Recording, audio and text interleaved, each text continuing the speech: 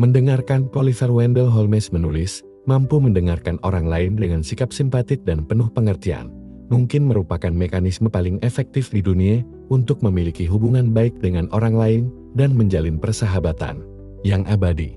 Anda bertemu dengan seseorang, dan setelah berpisah, Anda merasa segala sesuatunya tidak berjalan sesuai dengan keinginan Anda.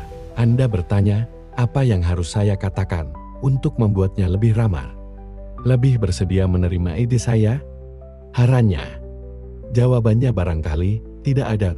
Anda tidak berhasil, bukan karena sesuatu yang Anda katakan atau tidak Anda katakan, tetapi karena Anda tidak mendengarkan dengan baik. Mendengarkan membuat Anda pandai.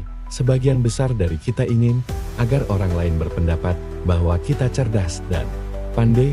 Satu cara ampuh untuk meyakinkan orang tentang hal itu adalah mendengarkan dan memperhatikan apa yang mereka katakan. Kenyataan bahwa Anda memberi tempat cukup penting untuk mendengarkan apa yang mereka katakan dengan penuh perhatian. Meyakinkan mereka bahwa Anda adalah orang yang sangat cerdas. Bayangkanlah teman-teman dan kenalan Anda. Siapa yang mempunyai reputasi sebagai orang bijaksana dan pandai?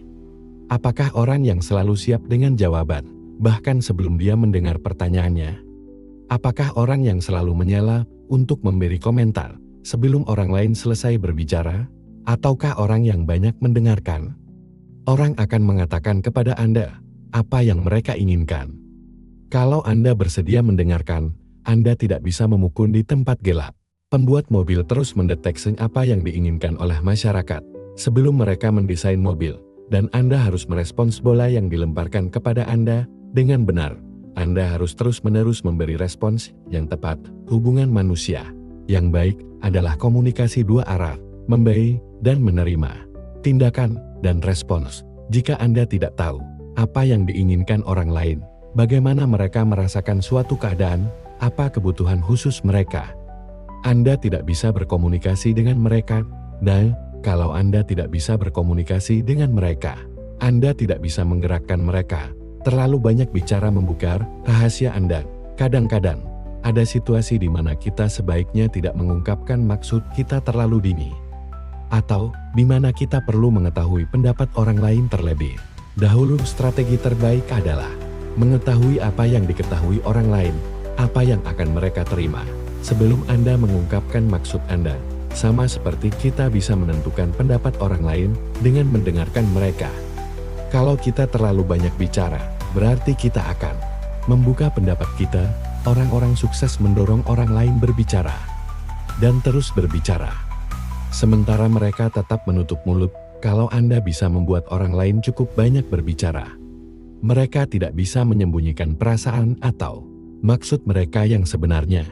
Mereka mungkin berusaha, tetapi pada umumnya mereka akan membuka rahasia mereka. Jadi, kalau Anda tidak ingin orang lain mengetahui apa yang sebenarnya terdapat dalam pikiran Anda, tutuplah mulut Anda dan dengarkan. Orang lain akan mempelajari Anda. Kalau Anda terus berbicara cukup lama, mendengarkan membantu mengatasi fokus berlebihan terhadap diri sendiri. Dengarkanlah baik-baik apa yang ingin dikatakan oleh orang lain. Perhatikanlah dengan cermat nada suara dan perubahan kata-kata mereka. Alihkanlah pusat perhatian dari diri Anda. Kalau seluruh perhatian Anda tertuju kepada orang lain, apa yang mereka katakan, apa yang mereka inginkan, apa yang mereka butuhkan, Anda tidak akan merasa canggung. Kalau Anda terlalu berfokus pada diri sendiri, Anda tidak bisa berkomunikasi dengan orang lain secara efektif. Dan kalau seluruh fokus Anda tertuju pada diri sendiri, Anda tidak bisa membina hubungan dengan dunia di sekitar Anda. Tidak salah menganggap diri sendiri tinggi, tetapi tidak ada gunanya terus-menerus memperhatikan diri sendiri. Jangan berusaha terlalu keras. William James mengatakan bahwa penyebab sebagian besar pembicaraan yang membosankan adalah orang tidak santai. Padahal, sikap santai itulah yang justru akan meningkatkan kemungkinan untuk mengatakan sesuatu yang benar-benar sesuai.